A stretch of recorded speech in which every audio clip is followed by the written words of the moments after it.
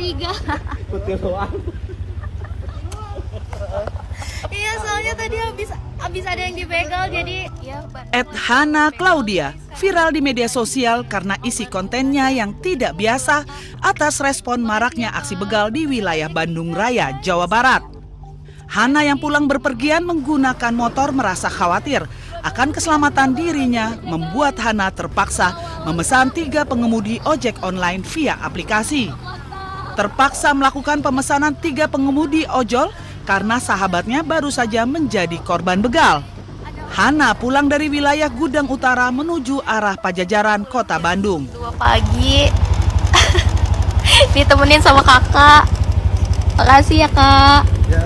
Makasih ya pak. Pesan ojek 3 guys. Aduh, saya tadi temenku ada yang kena di jalan BKR kan. Sebagian warga juga menyayangkan minimnya aksi aparat serta pemerintah untuk memberantas aksi begal di Bandung Raya. 3 ojol, dan salah satu alasan pesan 3 ojol juga sebenarnya 1 ojol udah cukup, tapi saya pengen ojol yang lainnya juga aman gitu, jadi ya istilah katanya saya nggak numbalin ojol lah gitu. Tapi sempat kepikiran kayak gitu sendiri, kenapa sih? Ya itu tadi sih kak, karena supaya kan kalau kata pemerintah juga warga jaga warga ya, jadi ya saya mikirin keselamatan ojol juga, terutama keselamatan saya. Kayaknya kan ini benar bertiga, iya benar kak. Saya juga kan bukannya apa-apa, bukan seujon atau apa ya, takutnya ya kan modus apa gitu kan, ya kan, nah gitu. Ya pengalaman pertama juga buat saya selama ngojol gitu, baru kali ini.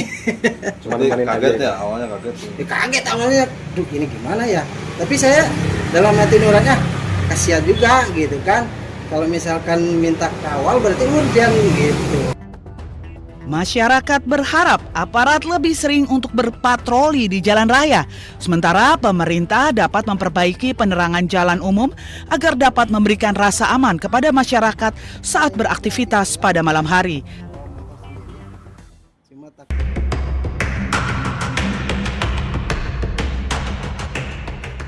Tim Satres Narkoba Polres Bogor menggerebek 2 gudang penyimpanan besar obat keras terbatas di kawasan Rancabungur dan Gunung Putri. Dari 2 lokasi ini, polisi menyita barang bukti berjumlah fantastis yang mencapai lebih dari 1 juta butir obat ilegal. Selain obat keras terbatas, Polres Bogor juga membongkar modus operandi baru peredaran narkotika jenis Etomidet dan Happy Water. Dari 3 kasus, polisi menyita barang bukti Etomidet sebanyak 65 buah cartridge yang dikemas khusus sebagai cairan rokok elektrik atau vape. Ironisnya, cartridge ini dijual dengan harga fantastis berkisar antara 4 juta rupiah hingga 6 juta rupiah per unit. Narkotik varian baru yaitu Etomidat dan Happy Water. Jadi kita mengungkap di Perum Gria Bukit Jaya, Tanjung Udik di Gunung Putri. Nah ini temuan baru di mana sebelum-sebelumnya kita tidak pernah mengungkap Etomidat. Nah ternyata barang ini sudah masuk ke wilayah Kabupaten Bogor.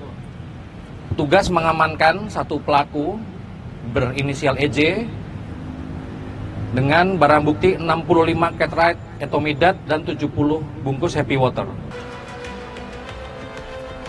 Sejak Mei hingga Juli 2026, jajaran Satres Narkoba Polres Bogor sukses membongkar 74 kasus kejahatan narkoba dan mengamankan 95 orang tersangka.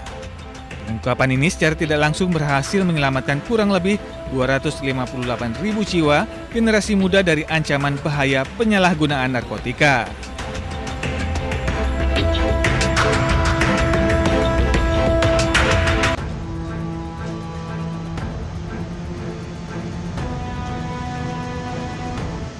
Tersangka penganiayaan dan penyekapan terhadap seorang wanita di Bandung, Taufik Hidayat, dalam berkas perkara disangka melanggar pasal-pasal yang terdapat dalam KUHP dengan ancaman pidana maksimal 15 tahun penjara.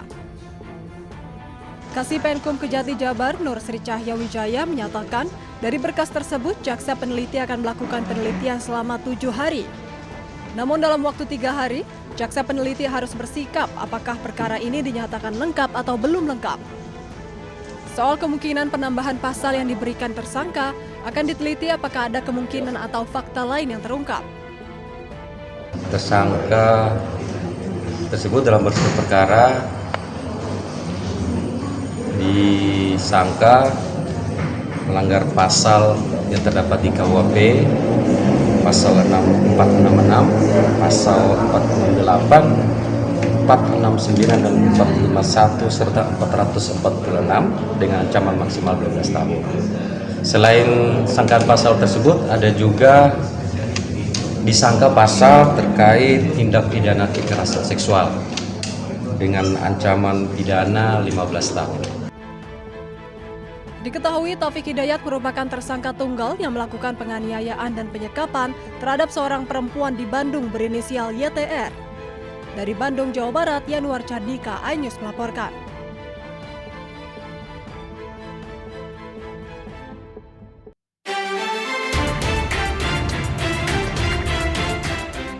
Kuasa hukum Febri Adriansyah, Hotman Paris Hutapea sesumbar jika Kapolri Jenderal Listio Sigit Prabowo tidak meminta izin kepada Presiden saat menetapkan mantan Jampitsus Febri Adriansyah sebagai tersangka. Hotman berdalih seharusnya Kapolri meminta izin kepada Presiden saat akan menetapkan Febri sebagai tersangka. Hotman bahkan menyebut sebagai tangan kanan Prabowo, Febri telah dikriminalisasi oleh polisi. Yang paling penting kalian bertanya, kalau Anda punya nyali bertanya, tanya kepada Kapolri, hei kenapa nggak nanya Pak Prabowo dulu sebelum melakukan ini terhadap tangan kanan dari yang dibanggakan oleh Presiden Prabowo. Tanya, saya baru tahu tidak ada izin. Begitu saja dipermalukan, ada apa? Tanya, makanya malam ini kalian langsung ke Mabes Polri tanya kalau kau bukan pengecut. Merespon pernyataan pengacara Hotman Paris Hutapea yang sempat menyinggung posisi Jampitsus Febri Adriansyah sebagai sosok kebanggaan Presiden Prabowo Subianto dan meminta proses hukumnya dikaji ulang, Menteri Sekretaris Negara Prasetyo Hadi menegaskan proses hukum terhadap mantan Jampitsus Febri Adriansyah tidak memerlukan izin khusus dari Presiden. Ya, itu kan kita kembalikan ke proses hukum ya. Jangan dikait-kaitkan juga dengan Bapak Presiden. Ya, sepenuhnya kita kembalikan ke mekanisme hukum yang berlaku. Tapi kalau pemeriksaan memerlukan izin Presiden, pejabat tinggi itu bukan? Saya rasa klaim ya saya rasa kembali kepada mekanismenya ya. Saya rasa nggak ada juga. Hanya pada saat masih proses pemeriksaan harus izin Presiden itu kan. Prasetyo juga secara tegas membantah anggapan tindakan hukum atau pemeriksaan terhadap pejabat setingkat Jampitsus harus mendapatkan persetujuan atau izin dari kepala negara. Menurutnya, sistem hukum di Indonesia sudah memiliki prosedur tetap yang mandiri. Tim Liputan iNews melaporkan.